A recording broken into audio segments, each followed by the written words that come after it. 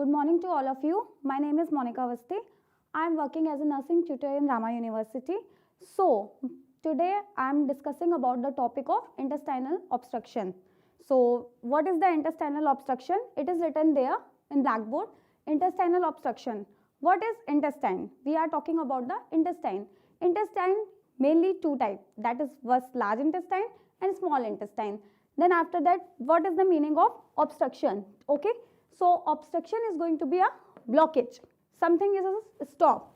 Okay. Now we are talking about the definition of intestinal obstruction. What is the definition of intestinal obstruction? A partial and complete blockage of the intestine. A partial and complete blockage of the large and small intestine. Okay. Which means there is a no passing through fluid, gas, liquid and food into the digestive tract. Okay. Into the digestive tract and intestinal tract. So, there is the definition of intestinal obstruction. After we are talking about the what are the types of intestinal obstruction. What are the types of intestinal obstruction? There are mainly two types of intestinal obstruction. First is going to be a functional, okay. Then second one is going to be a mechanical. There is a functional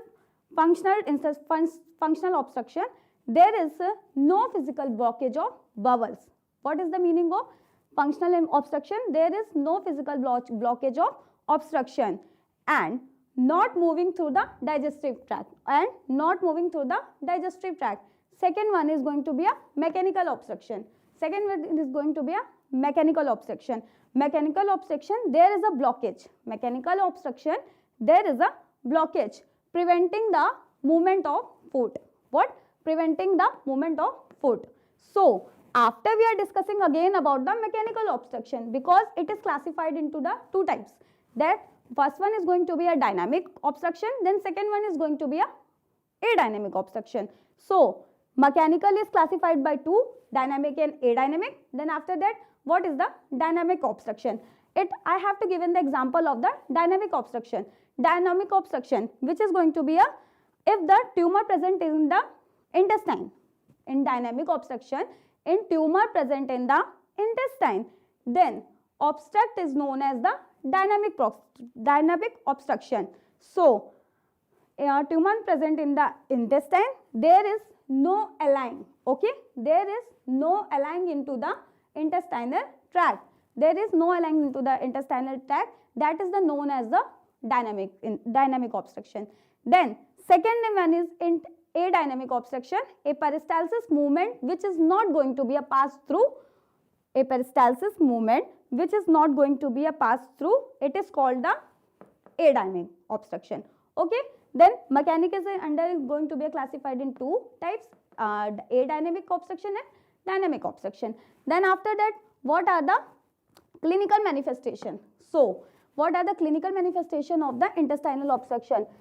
In clinical manifestation, first there is a three cardinal signs, that nausea, vomiting and severe pain. Okay. Then there is a cramping of the abdomen.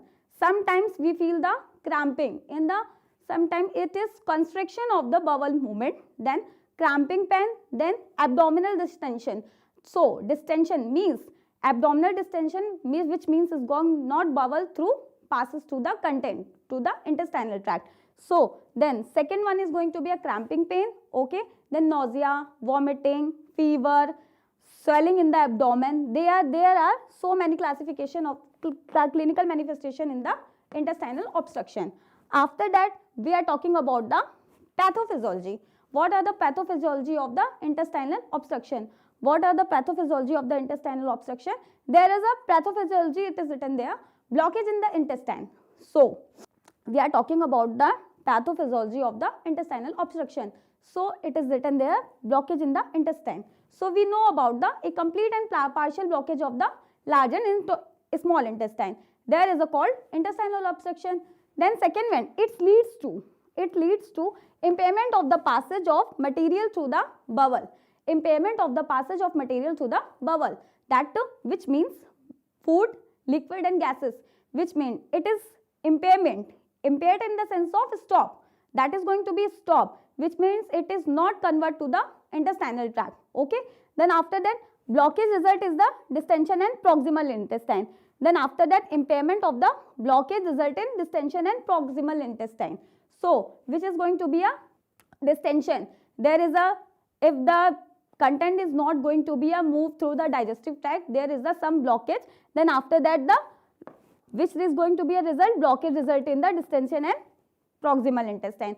Then after that, necrosis and perforation of the bowel. Then after that, necrosis and perforation of the bowel. Okay. Then there is a last one, systemic, and there is a activation of local and systemic infection, transfection of the bacteria. Okay. Then after that, which bacteria is going to be a cause of the intestinal obstruction? So there is Escherichia coli. Escherichia coli is the cause of intestinal obstruction. Then what are the diagnostic evaluation of the intestinal obstruction? Diagnostic evaluation of the intestinal obstruction, first we are talking about the history collection. History collection, then physical examination, history collection, physical examination, CT scan, MRI, X-ray, then barium enema. These are the diagnosis evaluation and include of the diagnostic evaluation. Then after that, the what are the management of the intestinal obstruction? Management is going to be under of the pharmacological management, okay, surgical management and nursing management. Now we are discussing about the medical management, okay. Medical management in this going to be a, we are discussing about the medical management. So under medical management, first we are going to be a observation. Then after that observation, there is a NG tube. So what is the example of the NG tube? There is a NG tube. When we are going to be inserted to the NG tube, there is a stomach, nose to stomach, then is nose to stomach, then which is fluid and gas. It is going to be a air passes material. So after that, the NG tube, then second one is going to be a laxative. We are going to be giving the patient to laxative.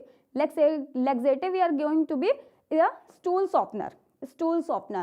Then after that, the bowel enema. After that, bowel enema. Bowel enema is going to the stool impaction, which is going to be easy to pass the stool, which is going to be easy for passing the stool. Then after that, surgical management. What are going to be under that? Surgical management. Surgical management is ileotomy, okay. First one is going to be a ileotomy. Then second one is going to be a colostomy. Ileotomy, colostomy. These are the surgical management. These are going to be a surgical management. Surgical management is going to the, before the patient is going for the surgery. That surgery is going to be a done. Then after that, some preparation was there in the surgical surgery. Then first one, the prepare the patient to the surgery and explain the procedure to the patient to gain his confidence and cooperation of the client. So that it is reduce the trauma of the patient, because some patients are going to be a very highly, then after that they are knowing the, if the surgery is going to be a done, so they are making a, so much things are making to understand. Then after that, in surgical management, we are going to be a written consent was there. We have to give the pre-op care to the patient. Then last one is going to be a nursing management. What are the nursing management we have to give to the patient? According to the nursing diagnosis,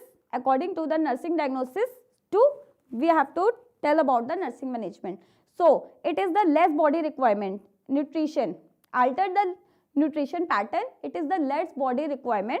So if the patient is not passing the stool, so that means it is not taking the food. So there is a alter nutrition and body requirement to the patient, okay. Then second one is going to be a rest and sleep, which are going to be a, there is a due to hospital environment, so patient is not to take proper rest, so they are making going to be a lot of anxiety. Then after that, body requirement and rest and sleep, so then we have to give the antibiotic. Pharmacological management, we are give to patient to antibiotic, that is reduce the infection, Then after that, second one is going to be a laxative, before the stool softener, Then enema we have to give the stool impaction. Then there is the topic about the intestinal obstruction. Now that is the topic of intestinal obstruction. We are talking about the intestinal obstruction. That intestinal obstruction, it is a very life-threatening condition and very a serious disease. Then which is going to be there is a sum of blockage of the intestine, that is intestinal obstruction. Then after that there is a partial or complete blockage of the intestine. So it is completely understand to the intestinal obstruction. Then what are the definition, types and manifestation, pathophysiology we are discussing about the in case of this lecture. Thank you.